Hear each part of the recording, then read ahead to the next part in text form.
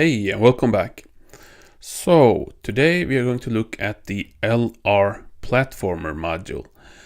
So, before I begin today, I just have to say something that it's just that I'm a little bit worried. I'm worried that people will use the BBI modules in the current state to try to make complete games. The reason I say that is because I've had a few people who tell me that this is great, they love the BBI modules, they're so excited, and now they're gonna start making games. Making a full project, and I'm flattered. Thank you. I'm very flattered. But as we've seen so far, there are some bugs in the BBI modules in the current state. So I wouldn't recommend starting a big project in the state that the BBI modules are in right now. So actually, I think I'm gonna say that for all the modules. We've seen some problems. We saw problems last time with the shooter module, and a little bit before that with the brawler module, and we're gonna see some problem today as well.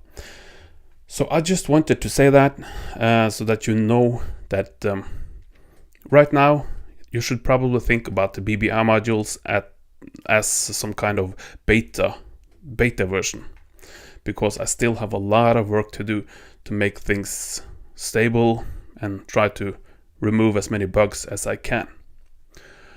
Alright, so with that out of the way, let's just start a new project here. So I'm gonna do what I've done with all these videos. I'm just going to make a quick test game. I'm gonna call this Plat Test. LR Platformer BBI.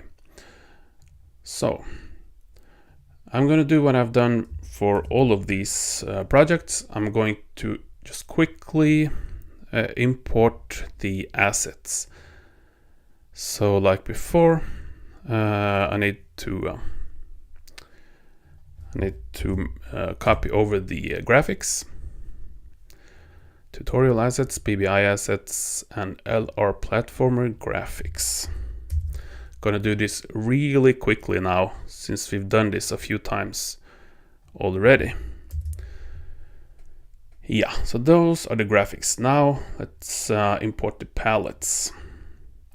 So we have our background palettes, all palettes, and we have our monster palettes. There we go. And now the game objects and the monsters. Actually, I think it's just one monster here, but monster objects. There we go. And just create a monster group here, like that. All right. So now we have our basic setup in place. Now we need to do what we've done with the other modules. We're gonna set up the inputs manually.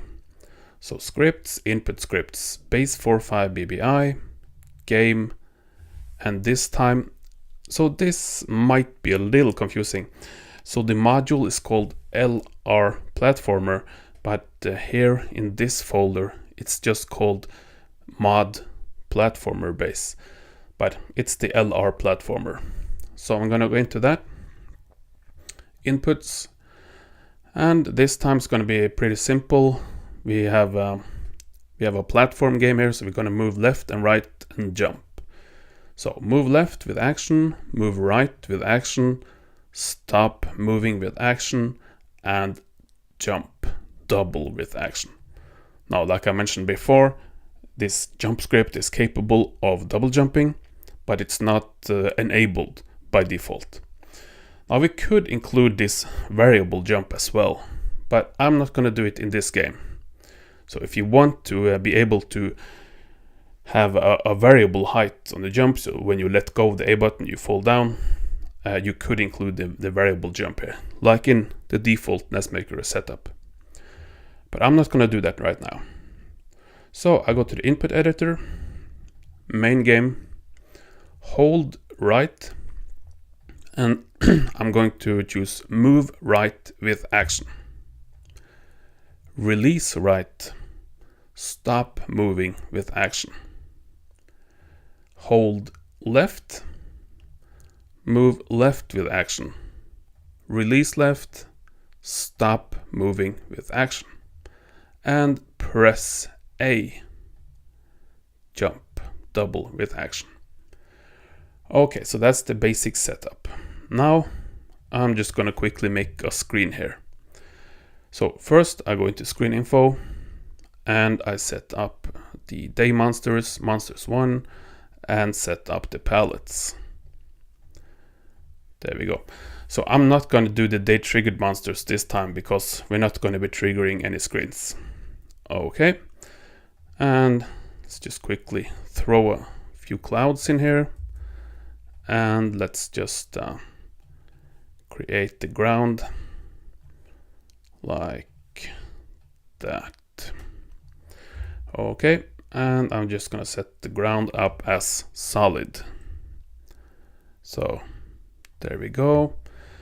Place my player in here, and I'm just gonna copy this screen to get a few screens over here. And I'm gonna set this up as the left edge for scroll. Yeah.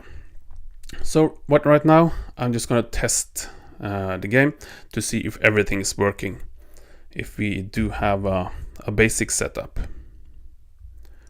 Yeah, I'm holding right, I'm walking right, stopping, and the LR Platformer only scrolls in one direction, so we can't go back, just like in Super Mario Bros. 1. So yeah, this is looking great so far. We're walking, jumping, and yeah, this looks fine. Now notice something here. When I land, I stop, and you might think that, yeah, that's nothing special, that's normal.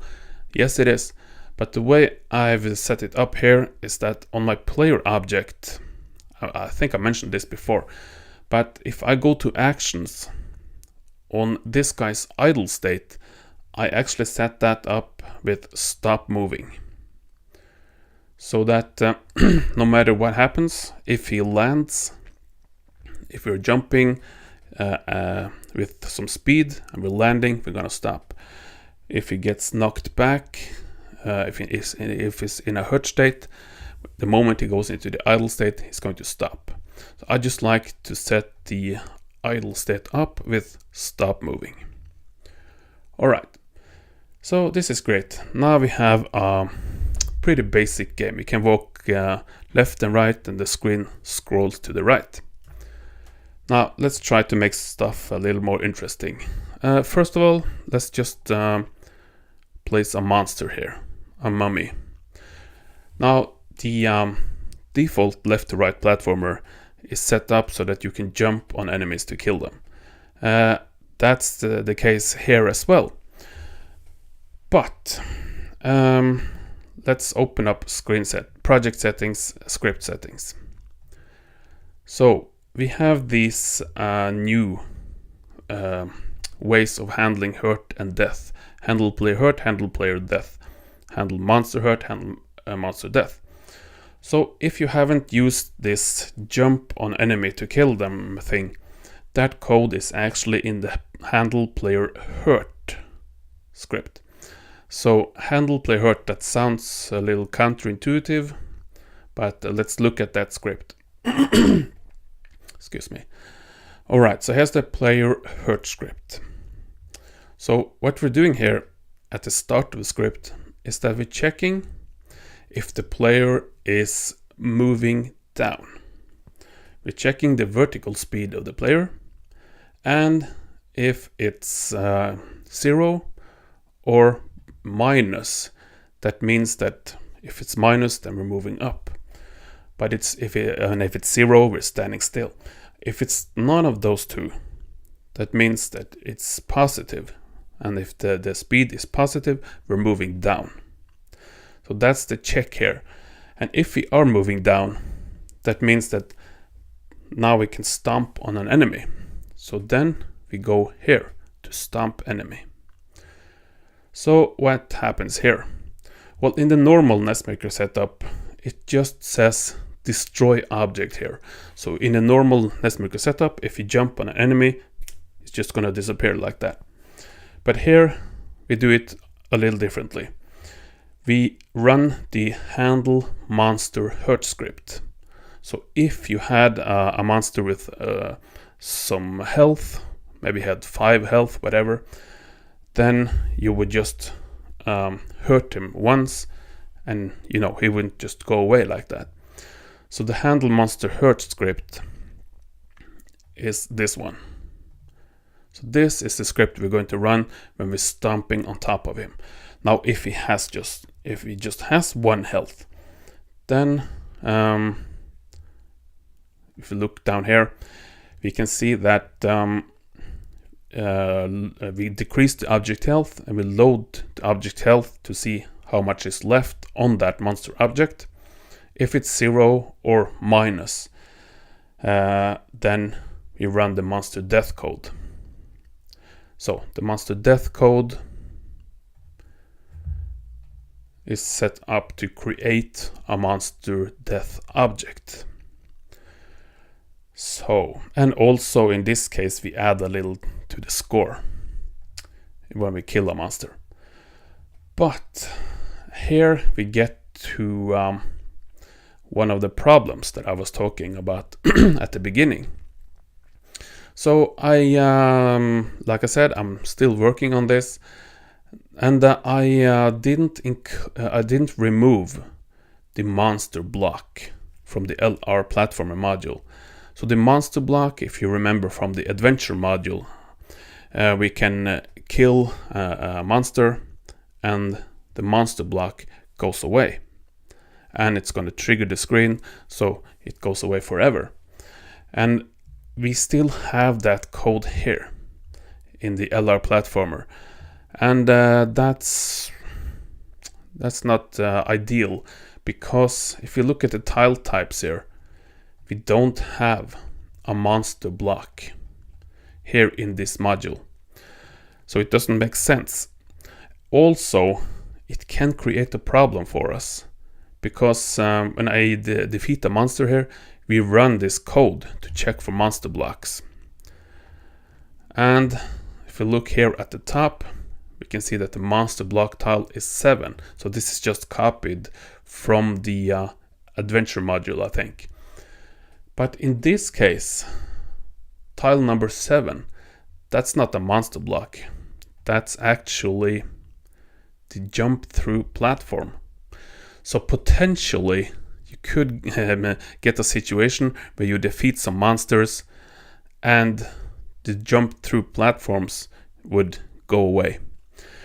So I just wanted to mention that. So that's a potential problem in the BBI modules here, that I didn't remove this thing that has to do with monster blocks. So if you want to remove it yourself, it's pretty easy. You just remove this in the handle monster hurt script. You just remove this entire thing that has to do with monster blocks. But I'm gonna do that make sure that I do that for the next update. So I just wanted to mention that. But the main point that I was starting to make here was that here we run the handle monster hurt code, and let's just look at how that works. So nothing special really, but let's just see if it works. So here we have a monster jumping. Whoa, I'm gonna have to there we go. So I jump on the monster, and instead of him just disappearing, we get this monster death object, which looks a lot better than just having him go away. Right, so now this is what is it? I think the 5th video in the BBI module series. So probably the videos are probably going to get shorter and shorter because we don't need to repeat everything that's the same for each of these videos. So let's look at what's special about the LR Platformer here in the BBI modules. Well, I think we have seen it before, but let's just quickly repeat this. We have slopes. So right out of the box, we can create slopes, which is not in the default NESmaker setup. So I could do something like this, and I could just say slope, a rising slope, and I would just have to do something like that, and slope decline, something like that, and just solid tiles here on the top. So that's enough here in this BBI Platformer module. And by the way, I did not make the slope codes, that's from the forum. But that should be enough now. So let's try to see if slopes are working. So first we gotta get past this mummy guy. There we are, and here are the slopes, and I can walk up and down the slopes. So that can be nice to have in the platformer module. Right, now let's just try to make a little test level here. So of course, one of the main things in the LR Platformer, not just in the BBI modules, but in the default one as well, is that now we can have tons and tons of price tiles. So now, since these are not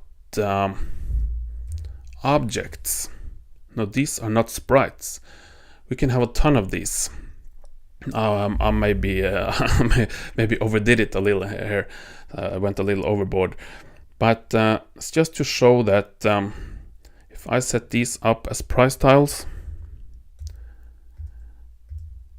and we won't have any slowdown, we won't have any sprite flicker, nothing like that, because these are all just tiles. The part of the background, so when we collide with a tile like this, it's just going to change to this top left one, which is just a blue tile. So let's just start here this time. So now we can collect a bunch of tiles, a bunch of prices. 1, 2, 3, and you can see, whoa, had a little issue there with this one. Maybe I didn't set up collision on that, but let's see. All right, so we had a little bug with one of those prices, but I don't know if maybe I overdid it a little bit. But anyway, the point is that for the LR Platformer, this is one of the big things, that you can collect a lot of prices even though this is a scrolling game. Now, the reason that this is a bad idea in the Metrovania games is that in the Metrovania games we can scroll back and forth. So if this was a Metrovania game and we were scrolling along here, we got to this screen, then we could collect all these tiles, but then we could go back again. And then when we got to this screen again, the tiles would be reloaded. So you can just go back and forth and collect all these tiles. So that's why having tiles like this in the Metrovania module, maybe not the best idea. But here in the LR Platformer, they're perfect. They fit very well in with the concept here. So I'm just going to reduce some of these like that. So that's the price tiles. But what about this other thing? We have the price tiles, which are these that you can collect. But we also have this thing called price block. So if I place a block here, a tile, and this, instead of choosing price, which is the one you can collect, I'm going to choose price block instead.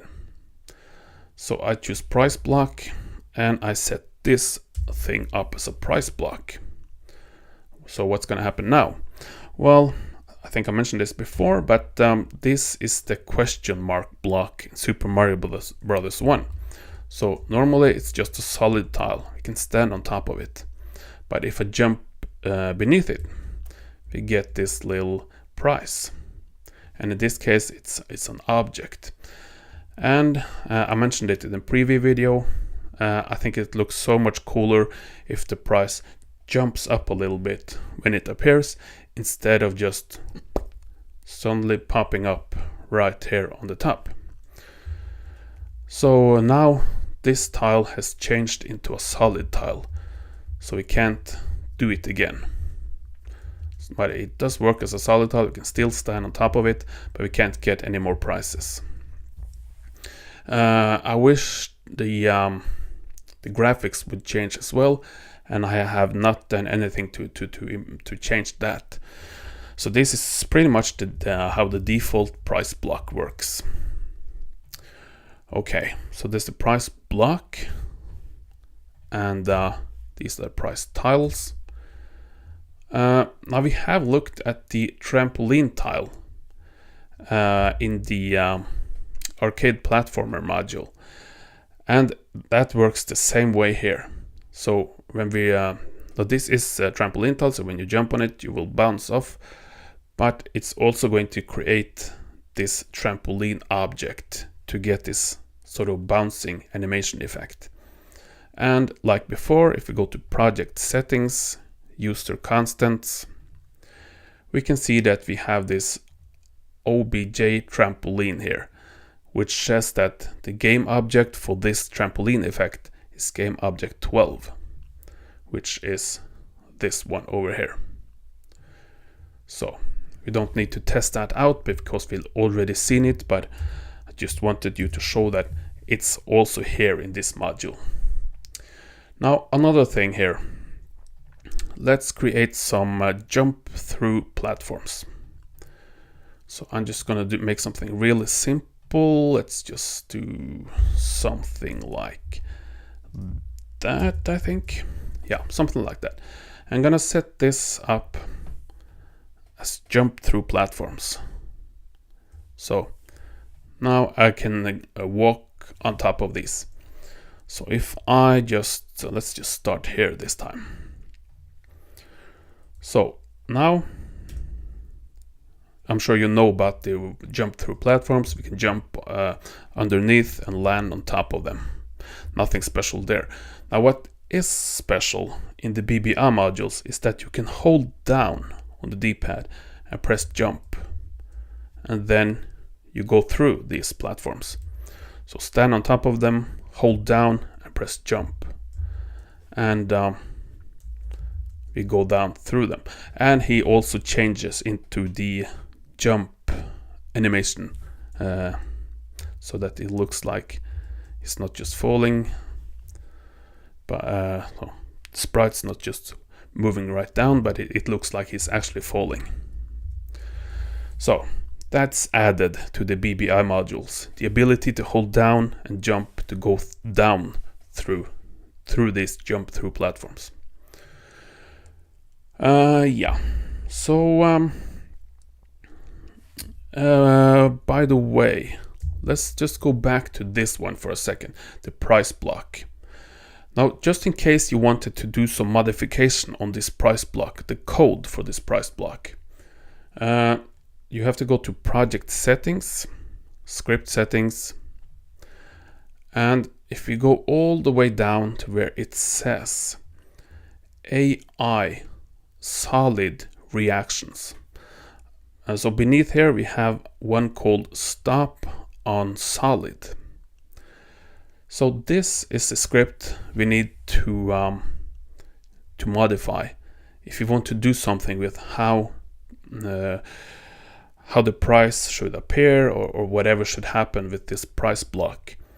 So here we have the code for that, and right here in this file we can also see exactly where the price object is created, and this is also where I added the bounce code for the price that appears. So I gave it a little bounce here. So I just wanted you to, I just wanted to show you that. All right. So we have a little test game, but like I said, there's not a ton of new stuff here. We do, of course, have things like rain effect, palette cycling, fade in, and animated tiles here. But like I said before, we already seen that, so we don't need to repeat any of that stuff. But remember, if you're going to use the rain effect, you do need to have a sprite for that rain effect. And of course, as you remember, we go to the project settings, use the constants, and there's something here called sprite rain, which tells you what sprite tile to use for the rain. So that's already there. Now, there is not a ton of other things to show you here. We do have this checkpoint tile. Now, I haven't done a ton of testing, but it looks like there might be a little issue with the checkpoint tile. So I'm gonna have to come back to that. Let's see. Oh yeah, we have the ladder. So the ladder here, that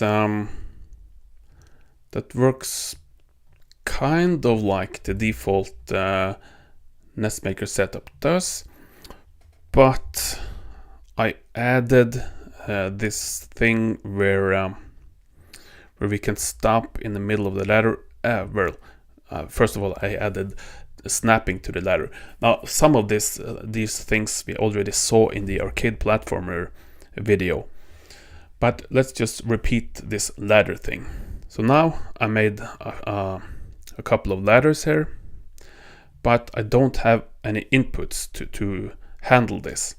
So I need to go to input scripts now, and base 45 BBI, game, and mod platformer base, and inputs. So we have climb ladder down with action, climb ladder stop with action, climb ladder up with action. So let's go to our input editor, main game, hold up, then we're going to climb ladder up, add script, release up, climb ladder stop, hold down, climb ladder down, release down, climb ladder stop. Okay, so now we should be able to climb these ladders, and also we should also be able to stop in the middle of the ladder. Let's see, there we're climbing, and when I stop in the ladder, the animation stops as well. Go down, stop, and we can also see that the guy snapped to the ladder. So we are not climbing at the very edge of the ladder, anything like that. He's perfectly aligned with the ladder. So I think that looks okay. Now, just to repeat exactly how that works. So if we go to our player object, we have two animations. Climb, which has 2 frames, climb idle, which also has 2 frames, even though they're both the same frame here. So it's not going to move, but it does have 2 frames. So if you go to object details, we have this climb animation type. And remember, all of these are set to climb idle, except for up. That's set to climb. And for actions, action step 3, we have ignore gravity. A lot of these things are the same as the default NESmaker, but we have ignore gravity and animation type climb and an animation speed. So that's all we need to make this work. But the magic here for him to stop in the middle of the ladder is the way we set up the animations for the different directions here.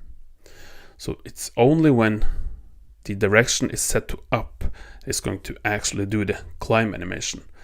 And remember, I just chose up here as a direction that's easy to remember, because when we are actually moving in the ladder here, so like I think I mentioned this before, but we might be facing right, something like that, and there's a temporary variable that keeps that direction.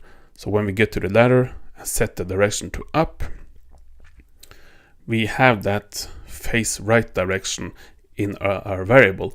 So when we get up here, when we're done with the ladder, then this guy is going to get back that temporary direction that he had before he climbed the ladder.